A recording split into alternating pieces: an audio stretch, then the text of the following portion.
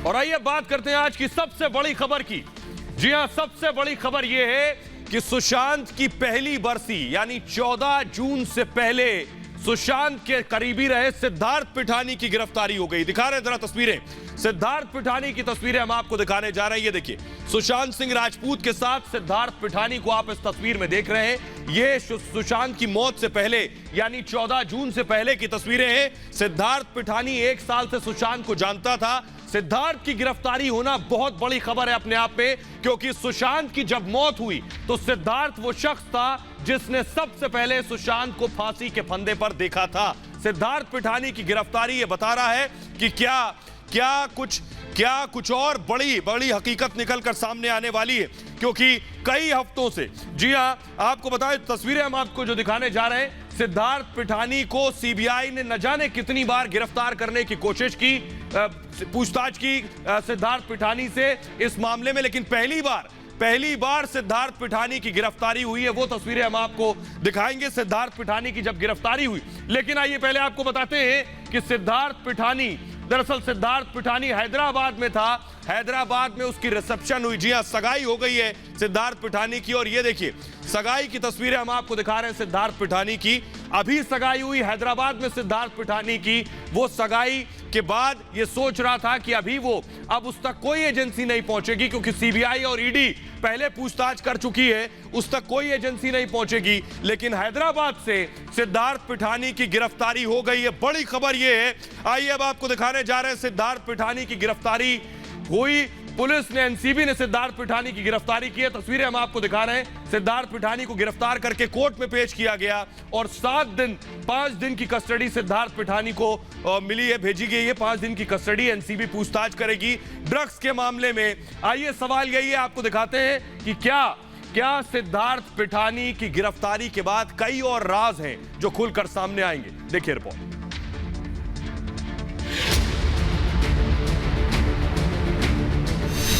सुशांत की बरसी से पहले बड़ी गिरफ्तारी।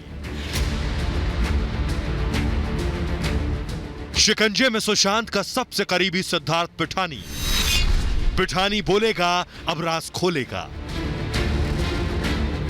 सुशांत केस में एनसीबी ने सिद्धार्थ पिठानी को गिरफ्तार किया है। सिद्धार्थ पिठानी को 5 दिन के लिए एनसीबी की हिरासत में भेज दिया गया है। एनसीबी ने ड्रग्स केस में हैदराबाद से पिठानी को गिरफ्तार किया और फिर उसे मुंबई लाया गया। दरअसल सुशांत केस में पिठानी अहम कड़ी है। एनसीबी कई और लोगों पर शिकंजा कसने की तैयारी में है।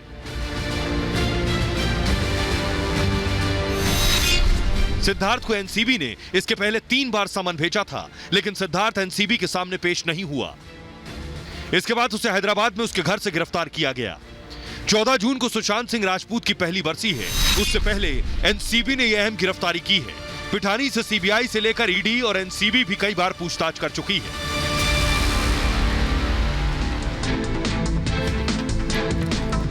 और आइए आपको जल्दी से बताते हैं कि आखिर सिद्धार्थ पिठानी की गिरफ्तारी क्यों हुई है। ये देख लीजिए, सिद्धार्थ पिठानी को आखिर एनसीबी ने क्यों गिरफ्तार किया है, आपके सामने हम रखने जा रहे हैं। देखिए जरा गिरफ्तारी की सबसे बड़ी वजह, सिद्धार्थ पिठानी को क्यों गिरफ्तार किया गया है। पहली वजह मैं आपको बता रहा हूं।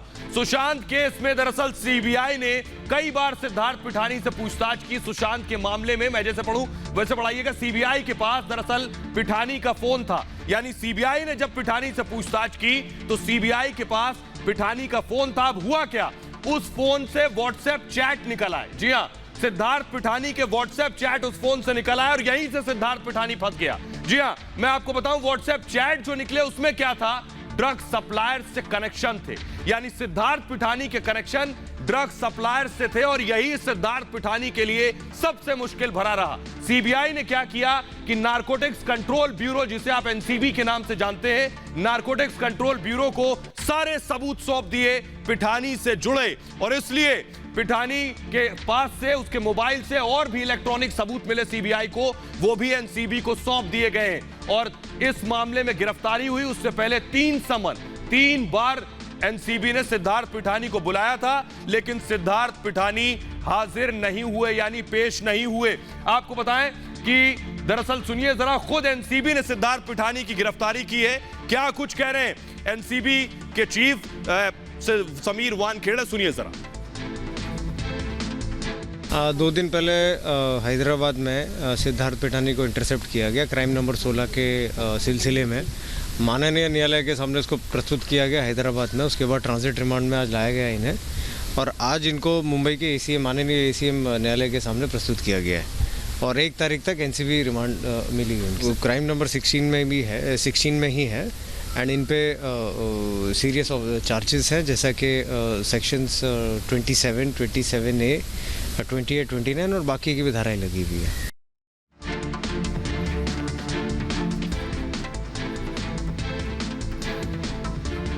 और आइए अब आपको बताते हैं कि गिरफ्तार क्यों हुआ।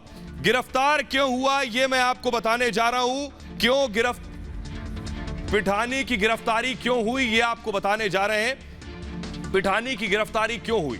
सुशांत केस में सीबीआई ने दरअसल पिठानी की गिरफ्तारी की सीबीआई ने और किस वजह से गिरफ्तारी की ये आपको बताएंगे। लेकिन इस वक्त बड़ी चीज ये है कि पिठानी की गिरफ्तारी क्यों हुई। बड़ी बात यह उसमें पहली वजह यह है कि दरअसल पिठानी को 3 बार समन किया गया, पिठानी पेश नहीं हुए। दूसरी बड़ी बात यह जो सबूत पिठानी के पास से मिले वो सबूत पिठानी को तक शिकंजा NCB ने कसा। आपको बताएं कि पिठानी की गिरफ्तारी के पीछे एक बड़ी वजह यह भी है क्योंकि सुशांत से जुड़ा हुआ मामला है और आपको बताएं सिद्धार्थ पिठानी अब हर राज उगलेगा। अब तक उससे तीनों एजेंसी कई बार पूछताछ कर चुकी है लेकिन पहली बार उसकी गिरफ्तारी हुई है और 5 दिन की हिरासत में सुशांत का फ्लैटमेट कई सच बताएगा जो अब तक दबे हुए थे। इस दौरान उससे ड्रग्स से जुड़े सवाल जवाब किए जाएंगे। जांच एजेंसी ने उसके खिलाफ पुख्ता सबूत जुटाए हैं। दरअसल सीबीआई से मिली फोन और व्हाट्सएप डिटेल्स के आधार पर NCB ने सिद्धार्थ पिठानी के खिलाफ कार्रवाई की है। उसके ड्रग सप्लायर से कनेक्शन होने के सबूत मिले हैं। हैदराबाद में सिद्धार्थ के घर से कई दस्तावेज और इलेक्ट्रॉनिक सबूत मिले हैं। NCB ने अदालत में बताया है कि उनके पास सिद्धार्थ के ड्रग सिंडिकेट से जुड़े होने के पुख्ता इलेक्ट्रॉनिक सबूत हैं और इन सबूतों के आधार पर पूछताछ के लिए ही कस्टडी की भी मांग की गई थी। NCB ने अदालत में बताया कि सिद्धार्थ ने कई मौकों पर ड्रग पेडलर्स के साथ बात की थी। जब सुशांत का शव उनके कमरे में मिला था तब पिठानी वहां मौजूद था। पिठानी के साथ कुक और नीरज दीपेश सावंत भी उस वक्त सुशांत के घर में थे और सीबीआई इन तीनों से पूछताछ कर चुकी है और उनके बयान में भी अंतर नजर आया था। तो ये वजह थी दरअसल उनकी गिरफ्तारी की। लेकिन आपको बताएं अगला हम जो लेने जा रहे हैं वो आपको बताने जा रहे हैं कि किस किस की गिरफ्तारी अब इस मामले में हुई है। आइए अब आपको बताते हैं। इस मामले में कई बड़ी गिरफ्तारियां हो चुकी हैं। ड्रग्स के मामले में रिया चक्रवर्ती की गिरफ्तारी हो चुकी है। ड्रग्स के मामले में पहली गिरफ्तारी जो हुई थी सुशांत ड्रग्स मामले में वो रिया चक्रवर्ती की गिरफ्तारी थी जो NCB ने की थी। इसके अलावा इस मामले में दूसरी गिरफ्तारी हुई थी शौविक चक्रवर्ती की दूसरी गिरफ्तारी हुई जो कि रिया के भाई हैं। तीसरी गिरफ्तारी सैमुअल मिरांडा की हुई थी जो कि सुशांत का मैनेजर था और इन लोगों की गिरफ्तारी अब तक ड्रग्स के मामलों में हो चुकी है। आइए अब आपको बताते हैं कि इसके बाद अगला जो है, अगर आप मुझे बताएं कि अगला मैं आपको बताने जा रहा हूं कि पिठानी के साथ क्या हुआ ये आपको बताने जा रहा हूं कि पिठानी से इससे पहले भी सवाल जवाब हो चुके हैं। जरा देखिए वो तस्वीरें मैं आपको दिखाता हूं। सिद्धार्थ हार्ड ड्राइव का डेटा डिलीट हुआ था। सिद्धार्थ 8 हार्ड ड्राइव का डेटा डिलीट हुआ था या नहीं? सिद्धार्थ 8 हार्ड ड्राइव का डेटा डिलीट हुआ था या नहीं? बोलिए सिद्धार्थ। गाड़ी में सिद्धार्थ मुझे बताइए 8 तारीख को डेटा डिलीट हुआ था। आप बताइए मैं चला जाऊंगा। No comments please. 8 तारीख को डेटा डिलीट हुआ था। क्या कुछ लोग आए थे? Wait let me speak let me finish. Right now we are stuck and I want to go home and sleep. I know. मेरे सिर्फ 3 सवालों के जवाब दे दीजिए। Answer you. First of all I have told everything to CBI. I am not answerable to anyone. If you please let me go right now. मैं आपको जाने दूंगा। मेरे सिर्फ 3 सवालों के जवाब दे दीजिए। क्या हार्ड ड्राइव से डेटा डिलीट हुआ था? No comments. क्या लोग आए थे? क्या आपने बताया है कि जो है हार्ड ड्राइव से डेटा डिलीट किया गया? मैंने जो भी क्वेश्चंस उन्होंने पूछा ना मैंने उनको सही जवाब दे दिया है। So अभी कल मुझे वापस उन्होंने बुलाया है। So please let me go right now. तो आप मेरे सवाल का जवाब तो दे दीजिए। क्या 13 तारीख को लोग आए थे? जो भी हमारे घर पे आए थे ना मैंने उनके बता दिया कौन कौन आए थे? मैंने बताऊंगा आपको। कौन आए? नो कमेंट्स, प्लीज प्लीज बताइए तो, मैं पूछ रहा हूँ कौन आए? Please, I am requesting you. मैं खुद चला जाऊंगा, सिर्फ सवाल पूछ रहा हूँ, मैं आपसे कुछ नहीं कर रहा हूँ, मुझे भी पता है आपको मैं आपको सवाल का जवाब नहीं दे पाऊंगा, मेरे को जाने दीजिए ना प्लीज। आप ऐसा क्यों आप कर रहे मुझे हो? बताइए तो। 8 आपने बताया, 8 डेटा। अच्छा मुझे बताइए, रिया क्यों गई थी? प्लीज नो कमेंट्स, रिया क्यों गई थी घर छोड़ के? नो कमेंट्स, मैं आपसे सिर्फ इतना ही पूछ रहा हूँ, रिया क्यों गई थी घर छोड़ के? No comments please. मैं क्योंकि अच्छा आपके रिक्वेस्ट कर रहा हूं, मैं प्लीज अकेले छोड़ दीजिए ना यार। नहीं, नीरज और आप, नीरज चलिए, आप मेरे साथ चलिए, मेरे साथ रह लीजिए होटल में। आइए मेरे साथ चलिए, होटल में रह लीजिए। नहीं प्लीज प्लीज। नहीं, मैं आपसे पूछ रहा हूँ, so much for your help, but I want to. क्या आपके और नीरज के बयान अलग अलग हैं? No comments please please boss, please boss. मुझे बताइए तो, मैं आपसे पूछ रहा हूँ। नहीं क्या आपके और मैं उनके कुछ बयान अलग मैं हैं? आपको कुछ नहीं बता पाऊंगा क्योंकि हाँ। इनको भी लेट हो रहा है, मुझे घर जाने दो ना प्लीज। क्यों कर रहे हो यार, यू ब्लॉक। मैं तो सिर्फ सवाल पूछ रहा हूँ आपसे। Please sir. मैं सिर्फ, मेरे सवालों का जवाब दीजिए, मैं आपको जाने दूंगा। आप मुझे बता दीजिए क्या हुआ था। आप मुझे बता दीजिए क्या हुआ था। मैं आपको नहीं बताऊंगा, मैं आपको नहीं। मैं पूछ रहा हूँ, क्या डेटा आपने बताया कि 8 तारीख को डेटा 8 ड्राइव से डिलीट करने लोग आए थे? मैं आपको कुछ नहीं बताने वाला। आपने अभी कहा हाँ आए थे, पहले जब मैंने आपसे मैंने पूछा। कुछ नहीं बोला आपको। आपने बोला हाँ आए थे। नहीं मैंने उसके बाद आपने कहा 13 तारीख को लोग आए थे। Please brother, please, if I touch you right now, it's not a good thing. Like if I push you, it will be use. अच्छा, क्या सुशांत को ड्रग दिया जाता था? नहीं प्लीज एक्सक्यूज मी। क्या सुशांत को नो ड्रग दिया जाता कमेंट्स, था? No comments. सिद्धार्थ जी, तो सबसे बड़ा सवाल है, चैट रिट्रीव हो गया है, आप भाग कैसे सकते हैं उससे? मैं भाग, एक सुपरस्टार की मौत हुई है। मैं भाग नहीं रहा यार, आप प्लीज मुझे। क्यों आप सुपरस्टार की मौत हो गई और आप कमेंट नहीं कर रहे उस पे? नहीं कर रहा। एक सुपरस्टार की हत्या हो गई और आप चुप हैं? मैं जो भी सवाल है मैं आंसर कर रहा हूँ, मैं सीबीआई को कर रहा हूँ। नहीं, मैं तो सीधा सवाल पूछ रहा हूँ। और आइए अब आपको बताते हैं इससे पहले इस मामले में किस किस से पूछताछ हुई है। सुशांत सिंह राजपूत केस की जांच के सिलसिले में बॉलीवुड का ड्रग्स कनेक्शन भी सामने आया था, जिसके बाद एनसीबी ने बॉलीवुड के नामी चेहरों को पूछताछ के लिए बुलाया था। एनसीबी को पिठानी के व्हाट्सएप चैट से इन सितारों के बारे में जानकारी मिली थी, जिनमें बॉलीवुड की बड़ी अभिनेत्री दीपिका पादुकोण का नाम शामिल था। व्हाट्सएप के एक ग्रुप चैट में दीपिका, उनकी मैनेजर करिश्मा और सुशांत की टैलेंट मैनेजर जया साहा के बीच 28 अक्टूबर 2017 को ड्रग्स को लेकर बातचीत सामने आई थी। दीपिका ने हैश और वीड जैसे शब्दों का इस्तेमाल करते हुए करिश्मा से पूछा था कि माल क्या है। सूत्रों के मुताबिक इस ग्रुप में भी की एडमिन भी दीपिका खुद थीं। दीपिका के साथ ही सारा अली खान से भी एनसीबी ने पूछताछ की थी। सारा अली खान फिल्म केदारनाथ के समय के सुशांत के करीब आई थी और उन पर ड्रग्स पार्टी में शामिल होने के आरोप लगे थे। इसके अलावा उन पर पावना के फार्म हाउस की ड्रग्स पार्टी में भी शामिल होने के आरोप हैं। तीसरी अभिनेत्री श्रद्धा कपूर थी, जिनसे एनसीबी ने पूछताछ की थी। जया साहा और श्रद्धा के बीच कुछ चैट भी सामने आए थे। इसमें भी श्रद्धा ने जया से कुछ ऐसी बातें की थी जिसके बाद उनकी पूछताछ हुई। सूत्रों के मुताबिक ड्रग पेडलर करमजीत ने श्रद्धा को जानने और उनके घर तक कार से ड्रग्स पहुंचाने की बात कबूली थी। वहीं एनसीबी ने रकुल प्रीत से भी पूछताछ की थी। सूत्रों के मुताबिक रकुल प्रीत ने रिया चक्रवर्ती से ड्रग्स के बारे में चैट करने की बात कबूल की, हालांकि खुद ड्रग्स लेने की बात से इनकार किया था। जी हां, तो ये वो चेहरे थे जो दरअसल सामने आए थे और जिन चेहरों से पूछताछ हुई थी। बॉलीवुड के बड़े नाम थे। खबरों में आगे बढ़ते हैं और अब बात करते हैं आज की अगली बड़ी खबर की। राहुल गांधी दरअसल अपनी उस सियासत से बाज नहीं आ रहे हैं जिसको लेकर उन पर अब तक इल्जाम लग रहे हैं कि ये जो वक्त है, ये जो गिद्ध सियासत का भी वक्त नहीं है, ये वक्त है देश को एक साथ एकजुट होकर चलने का। जी हां, तो राहुल की गिद्ध सियासत पर राहुल गांधी आखिर आज मीडिया के सामने आए। बड़ी प्रेस कॉन्फ्रेंस की राहुल गांधी ने और सीधे सीधे उन्होंने प्रधानमंत्री नरेंद्र मोदी पर हमला किया। सुनिए जरा, राहुल गांधी ने क्या हमला किया। राहुल गांधी ने सीधे सीधे यह कहा कि मौत के जो आंकड़े हैं देश में वो छिपाए जा रहे हैं। राहुल गांधी ने कहा मौतें बहुत ज्यादा हो रही हैं लेकिन बताया कम जा रहा है। इस पर बीजेपी ने भी पलटवार किया है। सुनिए सर।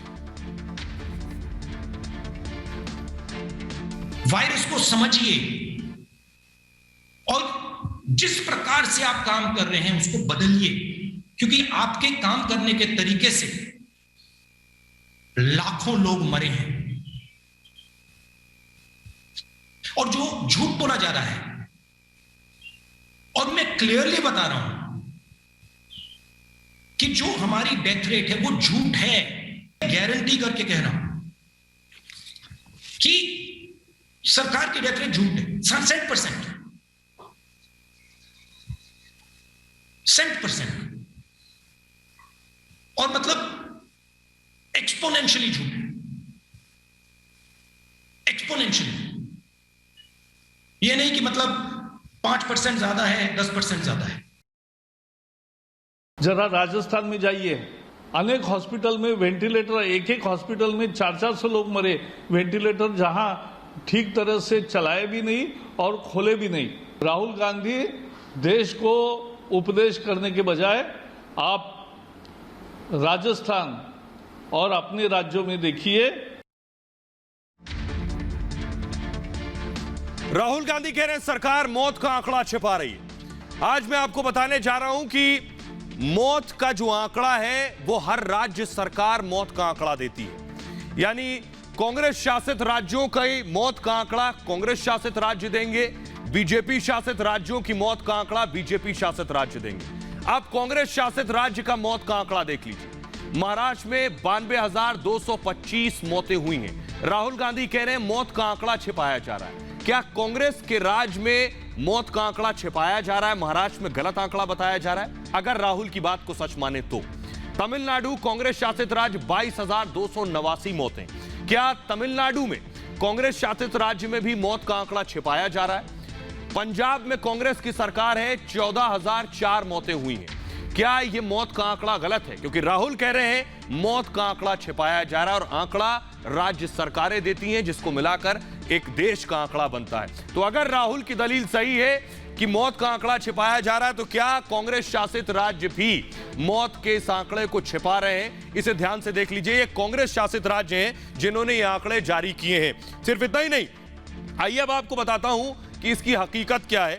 हकीकत यह है कि दरअसल अब आपको मैं दूसरी तस्वीर जो दिखाने जा रहा हूं वो देखिए जरा, कि राहुल गांधी के कांग्रेस शासित राज्यों की हकीकत मैंने आपको बता दी।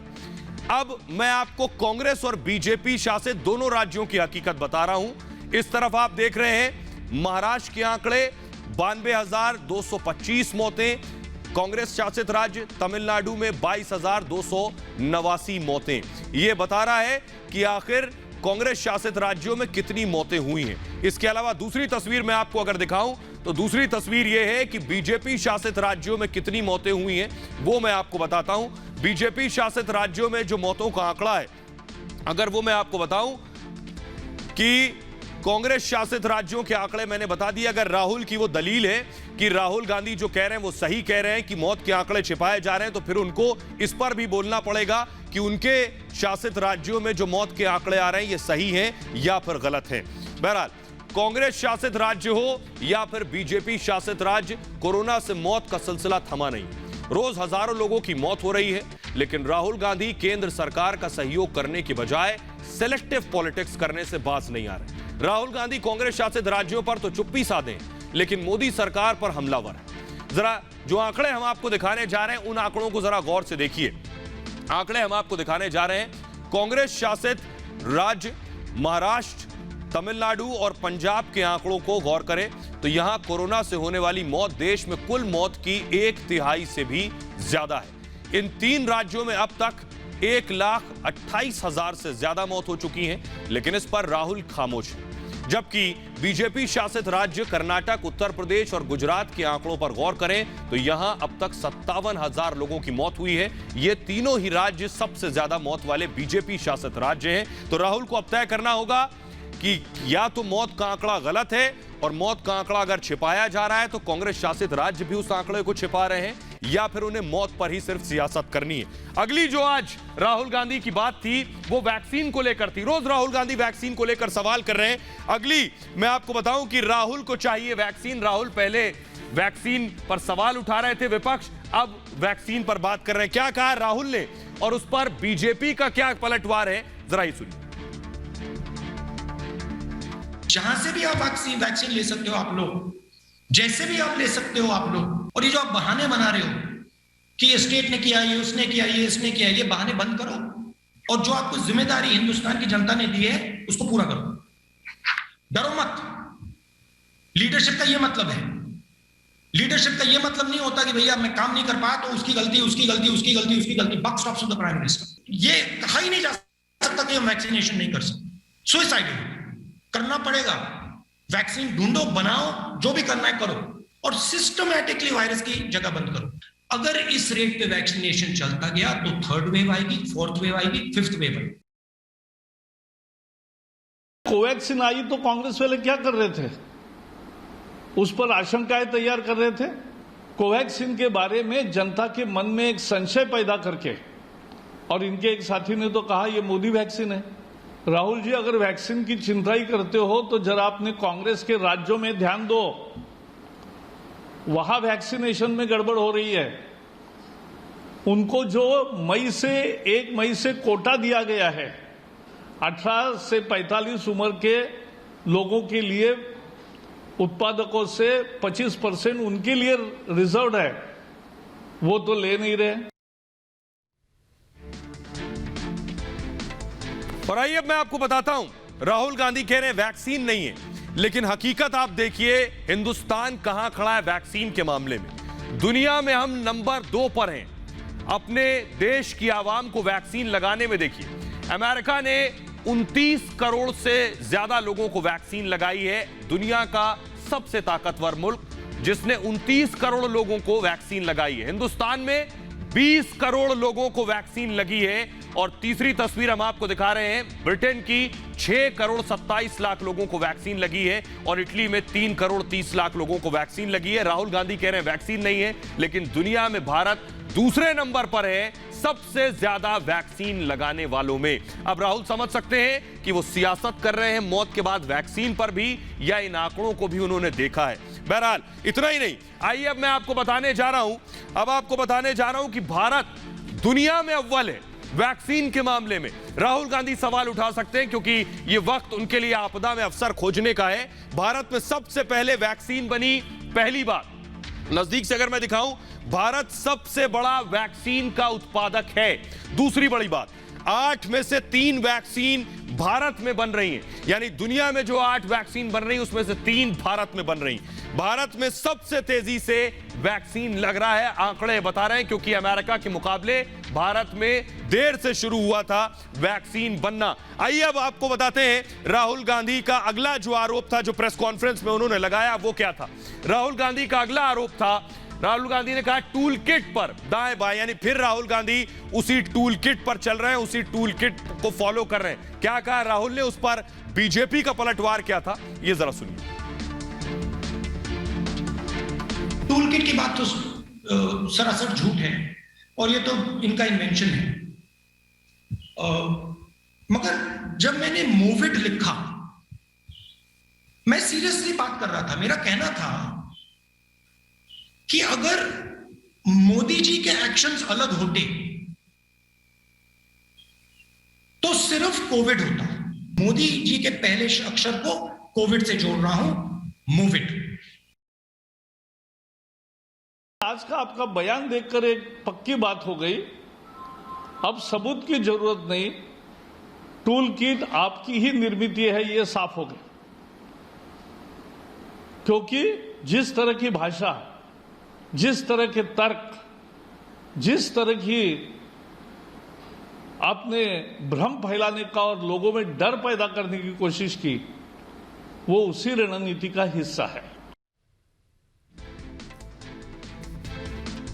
ऐसा नहीं है कि कोरोना केवल हिंदुस्तान में, जी हां, ऐसा नहीं कि कोरोना केवल हिंदुस्तान में है या फिर कोरोना से मौत केवल हिंदुस्तान में हो रही है। इससे पूरी दुनिया परेशान है। बस फर्क इतना है कि दूसरी लहर में सबसे ज्यादा प्रभावित भारत हुआ है और इस लहर में केस भी बढ़े हैं और मौत का आंकड़ा भी बढ़ा है। दूसरी लहर इतनी तेजी से आई कि जब तक सरकारें संभलती तब तक बड़ा नुकसान हो चुका था।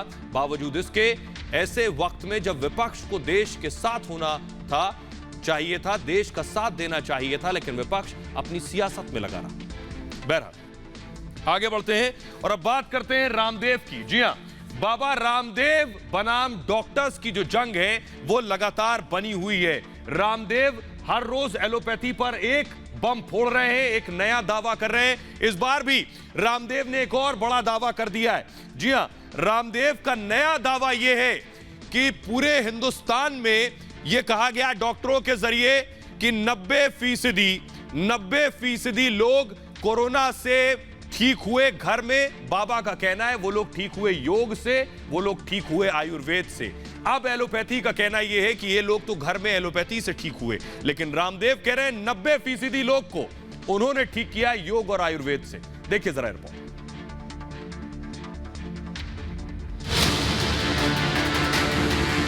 लाखों लोगों की मौत का कारण एलोपैथी है। क्वेश्चन पूछने वाले उनके क्वालिफिकेशन क्या है? उन्हें कोई मतलब नहीं है मरीज बचे ना बचे, उनका मतलब है सिर्फ अपने प्रोडक्ट्स को बेचने का मतलब है। रामदेव बनाम डॉक्टर्स की लड़ाई। अब कोरोना पर बाबा का सबसे बड़ा दावा, 90% मरीज योग और आयुर्वेद से ठीक हुए। कोरोना काल में योग गुरु बाबा रामदेव और इंडियन मेडिकल एसोसिएशन यानी आईएमए के बीच विवाद बढ़ता जा रहा है। आईएमए से 25 सवालों के जवाब पूछने के बाद रामदेव ने इस बार आयुर्वेदिक दवाओं को लेकर बड़ा दावा किया है। बाबा का कहना है कि कोरोना काल में 90% लोग योग और आयुर्वेद से ही ठीक हो गए। इससे पहले भी बाबा रामदेव एलोपैथी को लेकर बयान दे चुके हैं। हाल ही में उन्होंने कोरोना काल में इस्तेमाल हो रही कुछ दवाओं पर भी तीखा हमला किया था। क्लोरोक्विन फेल हुई, फिर रेमडेसिविर फेल हो गई, फिर एंटीबायोटिक्स इनके फेल हो गए, फिर स्टेरॉइड इनके फेल हो गए, फेविफ्लू वो भी फेल है। अब एक तरफ आईएमए रामदेव के खिलाफ राजद्रोह का मुकदमा दर्ज करने और मानहानि का केस करने का मन बना चुकी है, तो दूसरी तरफ बाबा रामदेव लगातार मॉडर्न मेडिकल साइंस और उसके डॉक्टरों पर सवालों की बारिश कर रहे हैं।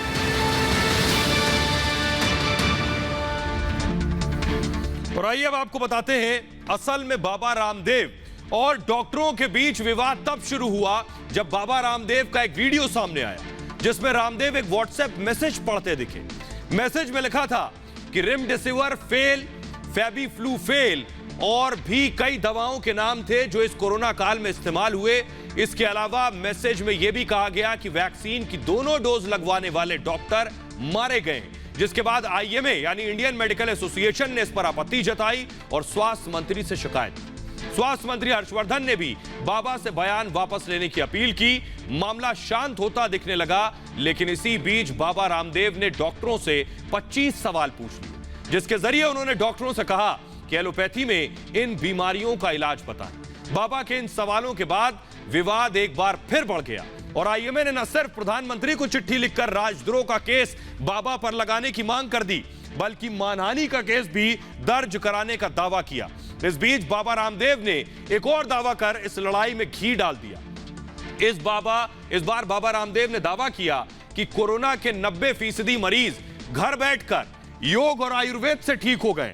बाबा रामदेव ने कहा कि वो एलोपैथी के खिलाफ नहीं है, लेकिन एलोपैथी में बीमारी की असल वजह का इलाज नहीं होता है। एलोपैथी में सिर्फ बीमारी का फौरी तौर पर इलाज होता है, उसकी जड़ को नहीं ठीक किया जाता। लेकिन जिन लोगों का ऑक्सीजन लेवल 70 तक भी पहुंच गया था, उन्होंने भी योग और देसी उपायों से खुद को ठीक किया है, यह कहना था बाबा रामदेव का। आइए आपको बताते हैं बाबा रामदेव ने क्या कहा। दरअसल बाबा रामदेव ने क्या कहा, दरअसल आइए अब आपको बताने जा रहा हूं। बाबा रामदेव का दावा मैं आपको बता रहा हूं, देखिए जरा बाबा रामदेव ने क्या कहा। वॉल पे अगर ग्राफिक्स दें जल्दी से। बाबा रामदेव का कहना है 90% मरीज योग और आयुर्वेद से ठीक हो गए। ये जो बाबा का दावा है, ये सबसे बड़ा दावा है। यानी अब तक डॉक्टर्स कह रहे थे 90% मरीज घर में ही ठीक हो गए, बाबा कह रहे हैं इनको तो मैंने ठीक किया। ऑक्सीजन लेवल 70 था, यानी जिनका ऑक्सीजन लेवल 70 तक आ गया था वो भी योग से ठीक हुए हैं। बाबा रामदेव का कहना ये। एलोपैथी ने 10% गंभीर मरीजों का इलाज किया, यानी रामदेव बड़ी चुनौती दे रहे हैं एलोपैथी को। कह रहे हैं सिर्फ 10% लोग जो अस्पताल तक गए हैं या डॉक्टर्स तक गए हैं उनको एलोपैथी ने ठीक किया, बाकी लोग आयुर्वेद और बाबा के योग से ठीक हुए। एलोपैथी दवाओं या डॉक्टरों का विरोधी नहीं हूं, बाबा कह रहे हैं उनका विरोधी नहीं हूं। गंभीर बीमारियों पर मेडिकल साइंस से काम हुआ, जो गंभीर बीमारी है उस पर मेडिकल साइंस कारगर रही है, बाबा ये भी दावा कर रहे हैं। वो कह रहे हैं लेकिन ब्लड प्रेशर, डायबिटीज जैसी बीमारियों का एलोपैथ में कोई इलाज नहीं है। सीधे सीधे बाबा रामदेव चुनौती दे रहे हैं उन लोगों को। आइए अब आपको बताते हैं कि बाबा का ये जो दावा है कि 90% लोग यानी कोरोना से देश भर में जो 90% लोग घरों में ठीक हो गए वो योग और आयुर्वेद से ठीक हुए। इस पर अब IMA यानी इंडियन मेडिकल एसोसिएशन के डॉक्टर्स क्या कह रहे हैं, सुनिए जरा पहले। बहुत मुझे हास्यास्पद लगा, क्योंकि अगर 10% पेशेंट से ही हमारे पूरे देश के सारे अस्पताल भर गए, DRDO को 500 बेड के अस्पताल बनाने पड़े, तो उन्होंने अपने 90% पेशेंट का इलाज कराए। तो आइए, बाबा ने एक के बाद एक सवाल दागे। बाबा कह रहे हैं मैं तो योग से ठीक कर देता हूं। बाबा कह रहे हैं ब्लड प्रेशर, बाबा कह रहे हैं योग से ब्लड प्रेशर का इलाज हो जाता है। आइए आपको बताते हैं बाबा क्या कह रहे हैं, कौन से योग हैं जिससे ब्लड प्रेशर का इलाज हो जाता है, ये उसमें से एक है। आइए आपको बताते हैं बाबा क्या दावा कर रहे हैं। वो ग्राफिक जल्दी से अगर मैं डालूं, कौन कौन से योग से दरअसल ब्लड प्रेशर का इलाज होगा, आइए वो आपको दिखाता हूं। कौन कौन से योग से ब्लड प्रेशर का इलाज होगा। बाबा ने 3 योग बताए हैं जिस पे वो दावा कर रहे हैं इससे ब्लड प्रेशर का इलाज होगा। पहला योग कौन सा है ये मैं आपको बताने जा रहा हूं, जल्दी से अगर आप ग्राफिक दें। प्राणायाम, बाबा का कहना है, दावा है कि प्राणायाम से ब्लड प्रेशर का इलाज हो सकता है, यानी बीपी की जो बीमारी है पूरी तरह से चली जाएगी। सुखासन इसमें शामिल है, सुखासन करने से बीपी का मरीज ठीक हो जाएगा। और गोमुख आसन, ये 3 आसन करेंगे तो बीपी की परेशानी दूर हो जाएगी। लेकिन यही सवाल बाबा पूछ रहे हैं डॉक्टर से। उनका कहना है कि हम तो पूरी तरह से ठीक कर देंगे, लेकिन एलोपैथ बीपी के मरीज को पूरी जिंदगी के लिए गोलियां दे देती है, वो पूरी जिंदगी खाते हैं। ये यानी एलोपैथ में बीपी का इलाज नहीं है, वो सिर्फ दवा देते हैं। बाबा कह रहे हैं योग से मैं ठीक कर देता हूं। इस पर डॉक्टर क्या कह रहे हैं जरा सुनिए। जब हम दिल की बीमारी की बात करते हैं तो ये कॉन्जेनिटल भी हो सकती है, क्वाइट हो सकती है, जन्मजात, जैसे मैंने कहा कि वाल्व का सिकुड़न हो, किसी के दिल बाई तरफ घुमा हुआ होता है, उसको तो कोई भी नहीं ठीक कर सकता अलावा सर्जरी के। इसमें पैथी का विभाजन करना उचित नहीं है। हार्ट की बीमारी के उस इलाज में हम भी कहते हैं कि जब हार्ट अटैक से रोका जा सकता है तो रोकथाम में बहुत सी चीज़ें आती हैं। उसमें व्यायाम भी आता है, उसमें स्मोकिंग को, धूम्रपान को छोड़ना भी आता है। और आइए अब आपको बताते हैं कि आखिर थायराइड पर बाबा का क्या कहना है। उनका कहना है बाबा कह रहे हैं जिसको थायराइड हो गया, योग से मैं ये बीमारी ठीक कर सकता हूं। लेकिन बाबा कह रहे हैं जिसको थायराइड हो गया वो पूरी जिंदगी एलोपैथी उसे दवा देती है। जल्दी से विजुअल डालें, पूरी जिंदगी दवा देती है एलोपैथी। लेकिन कौन से आसन से थायराइड का इलाज होगा, बाबा इस पे क्या बोल रहे हैं, आइए अब आपको बताते हैं। बाबा का कहना है कि आखिर कौन सा इलाज होगा, आप ये देखिए किस जरिए से थायराइड का इलाज होगा। बाबा का कहना है विपरीत करनी करने से थायराइड का इलाज होगा। बाबा का कहना है इसके साथ ही मत्स्य आसन भी है उनमें शामिल, जिससे इलाज होगा थायराइड का, और साथ ही साथ सर्वांगासन, इससे भी थायराइड का इलाज होगा। डॉक्टर्स इस पे क्या कह रहे हैं ये सुनिए जरा। बाबा रामदेव अपने वक्तव्यों द्वारा लोगों को भ्रमित कर रहे हैं तथा उन्हें डराने की कोशिश भी कर रहे हैं, जबकि ये स्वयं वे जानते हैं कि आयुर्वेद में इस प्रकार की बीमारी का उनके पास कोई भी पूर्ण इलाज उपलब्ध नहीं है। बाबा रामदेव के जवाब पर डॉक्टर्स को आपने सुना। आज की अगली बड़ी खबर यह है, पहलवान सुशील का वो एक्सक्लूसिव वीडियो सामने आ गया है जिसमें सुशील खुद हॉकी स्टिक हाथ में लेकर मार रहे हैं। वो तस्वीरें मैं आपको दिखाने जा रहा हूं। ये एक्सक्लूसिव तस्वीरें आप देख रहे हैं फुल स्क्रीन। अगर ये तस्वीरें मैं दिखाऊं, ध्यान से इन तस्वीरों को आप देखिए कि कैसे सागर जमीन पर लेटा हुआ है, सागर धनखड़, और सुशील सफेद रंग की टी शर्ट में हॉकी से सागर धनखड़ को पीट रहे हैं। ये तस्वीरें सामने आई हैं।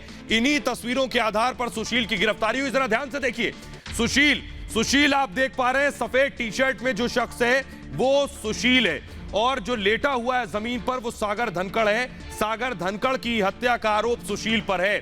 वही तस्वीरें इस वक्त आप अपनी टेलीविजन स्क्रीन पर देख रहे हैं। आइए अब आपको दिखाते हैं सागर धनखड़ दरअसल है कौन। सुशील की गिरफ्तारी इसके बाद हुई थी। सागर धनखड़ की तस्वीर मैं आपको दिखा रहा हूं।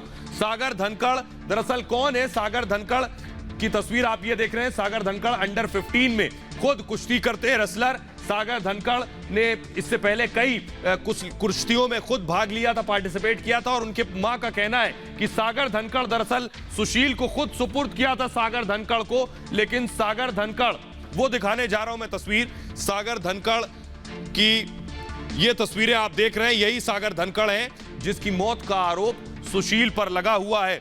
लेकिन सागर धनखड़ का परिवार क्या कह रहा है, जरा वो सुनिए। हाँ जी, और मेरा बेटा जीतता भी और ओलंपिक में मेडल भी लाता, लेकिन इससे ये बर्दाश्त नहीं हुआ और इसने मेरे बेटे का कत्ल कर दिया। और मैं हाथ जोड़ के यही विनती करती हूँ कि इसको फांसी की सजा होनी चाहिए, विनती करती हूँ कि इसको फांसी की सजा होनी चाहिए, विनती करती हूँ कि इसको फांसी की सजा होनी चाहिए। तो ये तस्वीरें सामने आ चुकी हैं।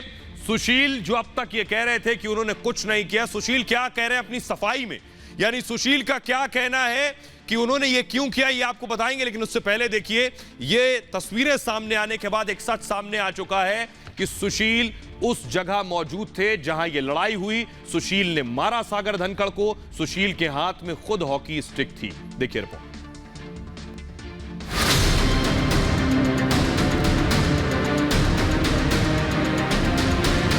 मेरा बेटा जीतता भी और ओलंपिक में मेडल भी लाता, लेकिन इससे ये बर्दाश्त नहीं हुआ और इसने मेरे बेटे का कत्ल कर दिया। हाथ जोड़ के यही विनती करती हूँ कि इसको फांसी की सजा होनी चाहिए। ये वही तस्वीरें हैं जिनके आधार पर दिल्ली पुलिस का शिकंजा सुशील कुमार पर कसता जा रहा है। जमीन पर पड़ा शख्स सागर धनखड़ है जिसे सुशील के गुर्गे पीट रहे हैं। खुद सफेद टी शर्ट पहने पहलवान सुशील के हाथ में हॉकी स्टिक नजर आ रही है। बेरहमी का ये वीडियो शूट करने वाला भी कोई और नहीं बल्कि सुशील का दोस्त प्रिंस दलाल है, जिसने उसके कहने पर ही क्रूरता की इन तस्वीरों को कैमरे में कैद किया। लेकिन अब ये तस्वीरें उसके गले की फांस बन गई हैं। वीडियो शूट करने वाले को तो पहले ही पुलिस ने पकड़ लिया था। खुद पहलवान सुशील पुलिस रिमांड में है। फरार चल रहे रेसलर विजेंद्र उर्फ बिंदर को भी पुलिस ने टिकरी बॉर्डर से गिरफ्तार कर लिया है। अब तक इस मामले में 9 लोगों की गिरफ्तारी हो चुकी है। वहीं दिल्ली पुलिस के सूत्रों से जो जानकारी मिली है उसके मुताबिक पुलिस को अब तक इस मामले से जुड़े 6 फुटेज मिले। इस केस में सुशील के खिलाफ 30 लोगों की गवाही हुई है। उधर पहलवान सागर का परिवार सुशील कुमार को फांसी की मांग कर रहा है।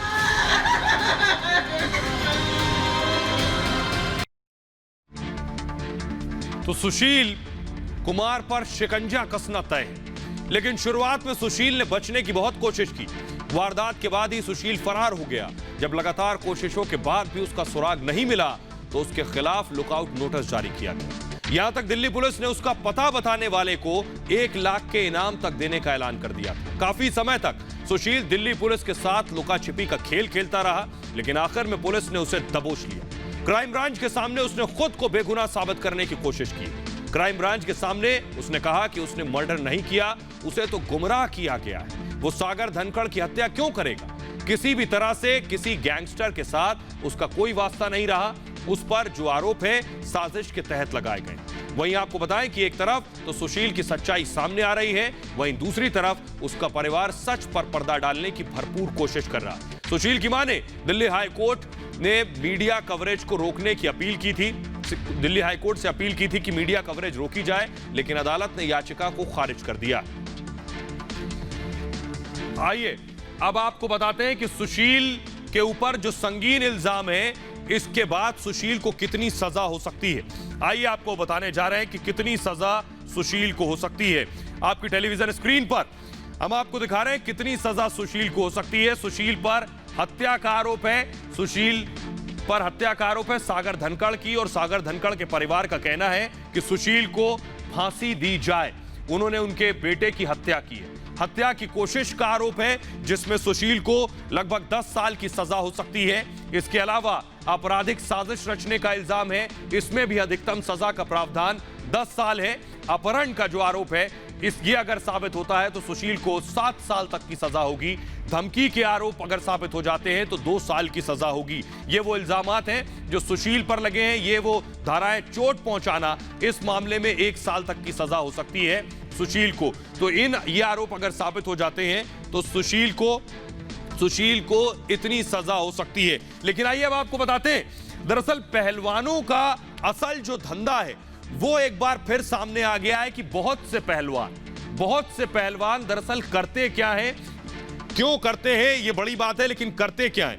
पहलवान बहुत से जमीन कब्जाने के धंधे में लग जाते हैं, किसी गैंग के साथ मिलकर जमीन कब्जाने के अलावा फ्लैट पर कब्जा करना हो इसमें शामिल हो जाते हैं। इसके अलावा दुकान पर कब्जा करना हो ये काम करने लगते हैं। शायद उन्हें एहसास होता है कि वो किसी को भी शारीरिक रूप से बल के आधार पर किसी को भी डरा और धमका सकते हैं। बिजनेसमैन से उगाही ये काम करने लगते हैं पहलवान, और लोगों को धमकी देना ये काम शुरू कर देते हैं पहलवान। और यही वजह है कि वो अपने असली पेशे से, रेसलिंग और कुश्ती के पेशे से डाइवर्ट होकर दरअसल जुर्म की दुनिया में कदम रख देते हैं और उन्हें इस बात का इल्म तक नहीं होता। फिलहाल ये भारत की बात है में इतना ही। एक छोटे से ब्रेक के लिए रुक रहे हैं, अपना बहुत ख्याल रखिए, लौट रहे हैं कुछ और बड़ी खबरों के साथ।